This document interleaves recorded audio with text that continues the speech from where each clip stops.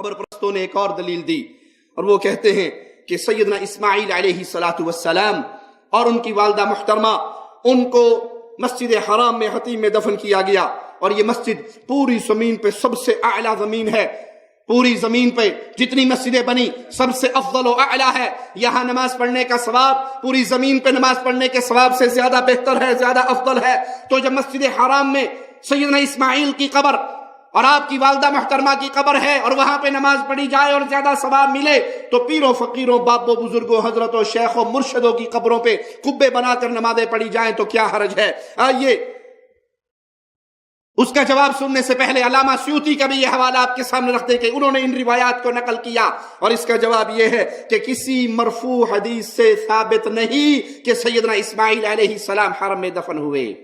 کسی مرفوع حدیث سے، کسی صحیح حدیث سے یہ بات ثابت نہیں کہ سیدنا اسماعیل علیہ السلام کی والدہ محترمہ حتیم کے اندر حرم کے اندر دفن ہوئی۔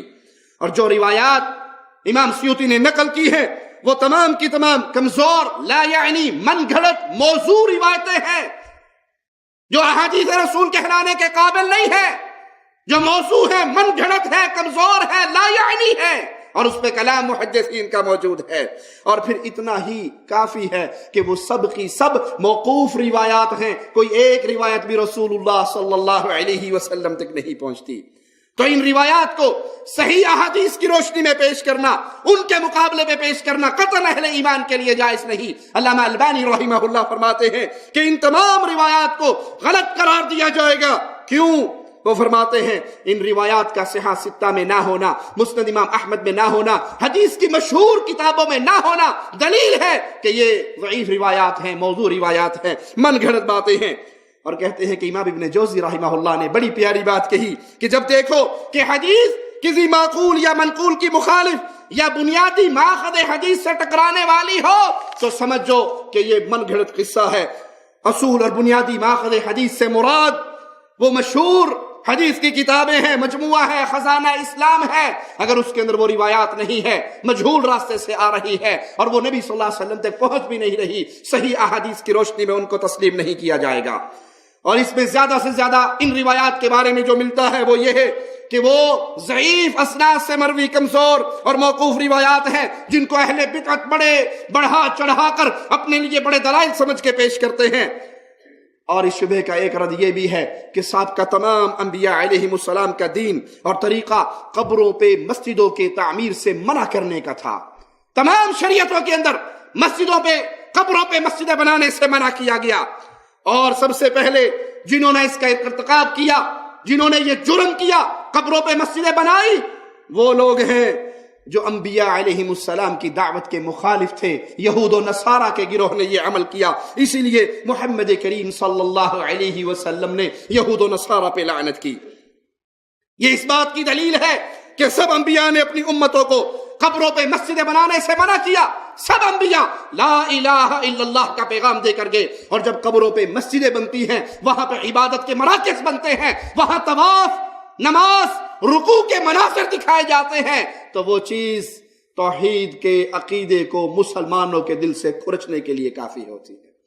پہلے تو ہم یہ روتے تھے کہ قبروں پہ سجدے ہوتے ہیں، اللہ کی قسم میں نے ایک مزار کا منظر کچھ ایسا بھی دیکھا، یہ قبر ہے، ادھر سے جو لوگ آ رہے ہیں وہ بھی قبر کی طرف منہ کر کے نماز پڑھ رہے ہیں، جو ادھر سے آ رہے ہیں وہ بھی قبر کی طرف منہ کر کے نماز پڑھ رہے ہیں۔ ان کا مرکز بھی قبر ہے اور ان کا مرکز بھی قبر ہے۔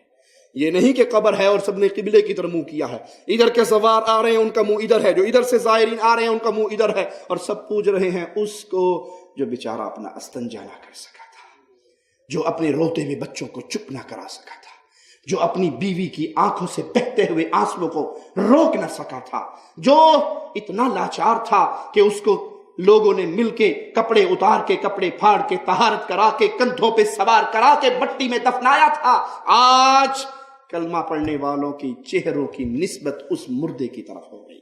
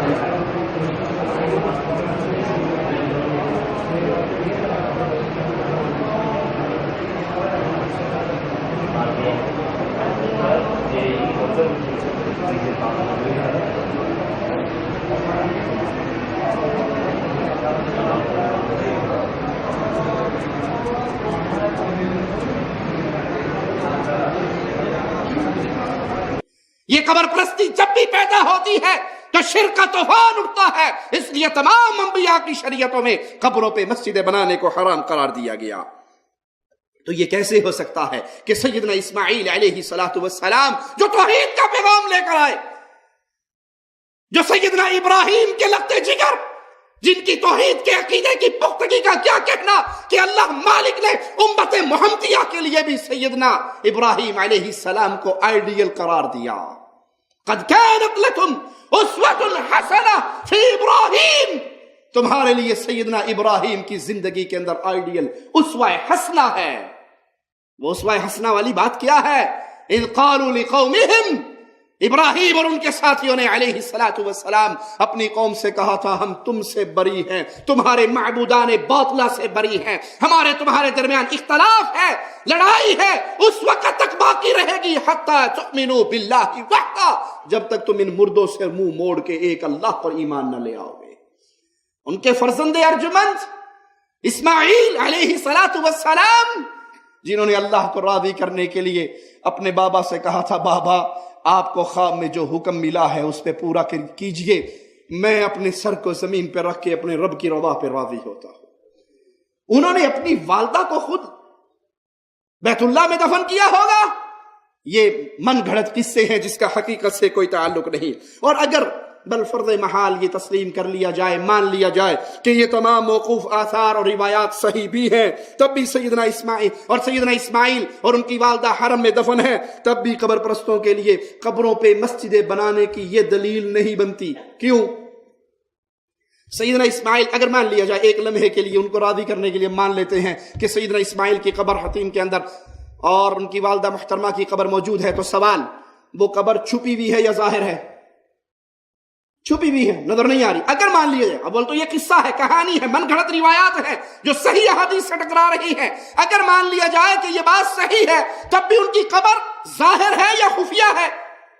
خفیہ ہے۔ اور جب قبر ظاہر ہوتی ہے، اس پہ قبے بنتے ہیں، اس پہ مزار لگتے ہیں، اس پہ لکیرانی سرکس لگتی ہے، اس پہ بنگالی بابا آ کے بیٹھتا ہے، اس پہ تعویذ گنڈوں کا بازار چلتا ہے، وہاں بھنگ کے سوٹے چلتے ہیں، وہاں چرس اور ساوی پی جاتی ہے، عورتوں مردوں کا اختلاط ہوتا ہے، قبر پرستی کا بازار چلتا ہے، غیر اللہ کی عبادت ہوتی ہے، بکروں کی نیازیں چڑھتی ہیں، دیگیں چڑھتی ہیں، بابا جی کے نام پہ شاہ جمال ککڑ گھنتے پتر ڈے رتا لال کے نعرے لگتے ہیں۔ اگر وہ قبر خفیہ ہو تو پھر عبادت کا مرکز نہیں ہے۔ تمہاری قبر پرستی کا رد یہاں پہ تمہارے ہی قول سے بھی ہو جاتا ہے، وہ قبر خفیہ ہے۔ جو قبر خفیہ چھپی ہوئی ہے، نہیں پتا اس زمین کے نیچے کس کس کی قبر ہے، تو عبادت کا معاملہ نہیں ہے۔ تمہارے پیروں کی قبریں واضح ہیں، دو ٹوک ہے، اوپن ہے، کھلی ہے، تم ان کے اوپر بلڈنگیں تعمیر کرتے ہو، الیکشن میں کامیاب ہونے کے لیے، ووٹ لینے کے لیے وعدے کرتے ہو، بڑی سرکار کے ہم پورے کمپلیکس بنائیں گے، ہم بابا جی کے کمرے بنائیں گے، ہم یہاں پہ زیارت کے آنے والوں کے لیے آرام گاہیں بنائیں گے۔ یہ شرک کے وعدے کر کے تم ووٹ لیتے ہو۔ تم نے جن قبروں کو عبادت کا مرکز بنایا وہ کھلی ہوئی قبریں ہیں جس کو تم دلیل بنا رہے ہو، یہ جھوٹی دلیل ہے۔ اگر سچی مان بھی لیں تب بھی یہ قبریں واضح نہیں ہیں، ظاہر نہیں ہیں۔ یہاں قبر پرستی کی عبادت کا فتنے کا ڈر نہیں ہے۔ آج پیروں کی قبروں پہ جو مسجدیں بن رہی ہیں وہاں تو عبادت کا مرکز ہے۔ وہ اللہ کے گھر میں آتے ہوئے لوگ اتنا ڈر کے نہیں آتے جتنے بابے کی قبر پہ حاضری کے وقت ان کا پیشاب نکلا ہوا ہوتا ہے۔ یہ پیر جی دی قبر نو کانڈ ہو گیا تو پتہ نہیں بیڑا غرق ہو جائے گا۔ تم نے اپنے پیروں کی قبروں کا جو بازار گرم کیا ہے، لوگوں کے دلوں سے رب کی محبت کو کھرچ دیا ہے، رب کے ڈر کو نکال دیا ہے۔ ایک چور چوری کر لے، مسجد میں آ کے مولا مالک کی قسم اٹھا لے گا، لیکن اگر اسی قبر پرست چور سے کہا جائے کہ بی بی کی قبر پہ آ کے کنڈا کھول دے تو اس کے اندر جرت پیدا، وہ مسجد میں جھوٹا قرآن اٹھا لے گا۔ لیکن کہا جائے بابا جی کی قبر پہ آ جاؤ، میں کہا بابا لتاں توڑ دے گا میری، پیر تو بیڑا غرق کر دے گا۔ تمہاری اس قبر پرستی کے فتنے کی وجہ سے لوگوں کے دل رب کی محبت سے بھی خالی ہو گئے، رب کے ڈر سے بھی خالی ہو گئے۔ انا للہ و انا الیہ راجعون. وگرنہ یہ زمین ساری کی ساری انسانوں کی قبروں کے لیے کافی ہے. مالک کا فرمان سنیے، الم نجعل الارض کفاتا احیاء و امواتا، کیا ہم نے اس زمین کو کافی نہیں بنا دیا زندوں کے لیے، مردوں کے لیے؟ یہ زمین زندوں کے لیے کافی ہے کہ زندہ انسان اس کی چھاتی پر رہتے ہیں، اور یہ زمین مردوں کے لیے کافی ہے کہ مرنے کے بعد اس انسان کو اس زمین کے پیٹ میں اتار دیا جاتا ہے. اسی لیے امام شعبہ رحمہ اللہ فرماتے ہیں اس زمین کا اندر پیٹ تمہارے مردوں کے لیے اور اس کی پیٹھ، اس کا ظاہر تمہارے زندوں کے لیے. اور مسلمان کو زمین کوریدنے کا حکم نہیں کہ وہ زمین کوریدے، زمین پھاڑے اور قبریں تلاش کرتا رہے اور یقین حاصل کرے نماز پڑھنے سے پہلے یہاں کوئی قبر نہیں. اگر ظاہری قبر کی آثار نہیں ہے تو ہمیں کیا پتا اس زمین کے نیچے کون کون سی قومیں سوئی ہوئی ہیں.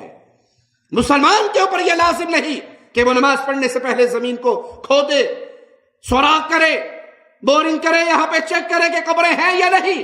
ہمیں ظاہر کا حکم ہے. لیکن جن قبروں پہ تم نے مسجدیں بنائی ہیں وہ چھپی اور ڈوبی ہوئی قبریں نہیں ہیں، وہ ایک مولا اور مالک کے مقابلے پہ پوجے جانے والے صنم ہیں. ملا علی قاری حنفی رحمہ اللہ کا قول سنیے. وہ فرماتے ہیں کہ جو یہ ذکر کیا جاتا ہے کہ سیدنا اسماعیل علیہ السلام اور ان کی والدہ کی قبر حرم مکی میں حطیم کے اندر ہے، پرنالے کے نیچے ہے، اور حطیم میں حجر اسود اور زمزم کے درمیان 70 نبیوں کی قبریں ہیں، تو یاد رکھیں کہ یہ قبریں اگر مان بھی لیا جائے ان کے قول کو تب بھی یہ قبریں منہدم ہیں، مٹی ہوئی ہیں. کہا یہ جو جملہ پیش کر کے لوگ استدلال کرتے ہیں یہ کسی سلفی عالم کا قول نہیں سنا رہا. ملا علی حنفی ہے، مشہور عالم ہے، وہ کہتے ہیں یہ استدلال باطل ہے. اگر کوئی اس بنیاد پہ اپنے پیر کی قبر کو پکا بناتا ہے، اس پہ قبے لگاتا ہے، اس پہ عرس لگاتا ہے، اس کی پوجا کرتا ہے اور دلیل یہاں سے لیتا ہے تو اس کی دلیل باطل ہے. علامہ ناصر الدین البانی رحمہ اللہ ملا علی قاری کے ان جملوں پہ تعلیق لگاتے ہوئے فرماتے ہیں کہ یہ بڑے عقل مند عالم، بڑے بیدار مغز ایک فقیہ کا جواب ہے جس میں اشارہ ہے کہ اس مسئلے میں اصل اعتبار ظاہر اور واضح قبروں کا ہے، مٹی ہوئی قبروں کا اعتبار نہیں ہے، منہدم قبروں کا اعتبار نہیں ہے، جن کا وجود کا علم نہیں ہے اس کے اعتبار نہیں ہے. یہاں مسئلہ یہ ہے جو قبر بلند ہے، جو قبر پوجی جا رہی ہے، جس قبر پہ عرس چل رہے ہیں، جس قبر پہ غیر اللہ کی پوجا ہو رہی ہے، اس قبر کے اوپر یہ جو کچھ ہوگا یہ شرک کا دھندا ہوگا اور اسلام سے اس کا کوئی تعلق نہیں. نواب صدیق الحسن خان رحمہ اللہ فرماتے ہیں سیدنا اسماعیل علیہ السلام یا کسی اور پیغمبر کی قبر کا حرم شریف میں ہونا، خواہ وہ 70 ہوں یا اس سے زیادہ ہو، اگر یہ بات مان بھی لی جائے کہ یہ واقعی ایسا ہے تو یہ فعل امت محمدیہ کا فعل نہیں ہے. ہم پابند ہیں کتاب اللہ اور سنت رسول اللہ کے. یہ عمل امت محمدیہ سے ثابت نہیں ہے، یہ سب کا امتوں کا عمل ہے، اور نہ ہی ان کو اس مقصد کے لیے وہاں پہ دفن کیا گیا، اور نہ ہی رسول اللہ صلی اللہ علیہ وسلم نے اس پر تنبیہ فرمائی. اسی طرح ان کی قبروں کی کوئی علامت بھی پیارے نبی صلی اللہ علیہ وسلم کے دور میں موجود نہیں تھی. نبی کے دور میں وہاں انبیاء کی قبروں کی نشانیاں موجود نہیں تھی کہ اہل مکہ ان کو پوجتے ہو، ان قبروں پہ سجدے ہوتے ہوں، ان قبروں پہ طواف ہوتے ہوں، ان قبروں کو عبادت کا مرکز بنایا گیا ہو. نہ ایسا وجود تھا، نہ ایسی کوئی نشانیاں تھی، اور نہ ہی نبی صلی اللہ علیہ وسلم نے نبیوں کی قبروں کو تلاش کیا. آپ کی بات مان لی جائے تو پیارے نبی نے ان انبیاء کی قبروں کے آثار کو تلاش نہیں کیا کہ ان کی ارواح سے فائدہ اٹھایا جائے، وہاں پہ آ کے عبادتیں کی جائیں، وہاں پہ قرآن خوانیے کی جائیں، وہاں پہ دال مسور ڈالی جائے، وہاں پہ اذانیں دی جائیں، وہاں پہ قرآن خوانی کر کے ان کی روحوں کو اصال کیا جائے، یا ان سے کچھ مانگا جائے، یا ان کا تبرک حاصل کیا جائے. ایسا کوئی عمل احادیث محمد الرسول اللہ میں موجود نہیں ہے صلی اللہ علیہ وسلم. بلکہ اس کے برعکس جس چیز کی تعلیم امام الانبیاء امام کائنات محمد کریم فداہ ابی و امی صلی اللہ علیہ وسلم نے دی وہ یہ ہے کہ آپ نے یہود و نصارہ پہ لعنت کی. اور لعنت کرنے کی وجہ کیا تھی؟ اس کی وجہ یہ تھی کہ انہوں نے انبیاء کی قبروں کو عبادت گاہیں بنا لیا.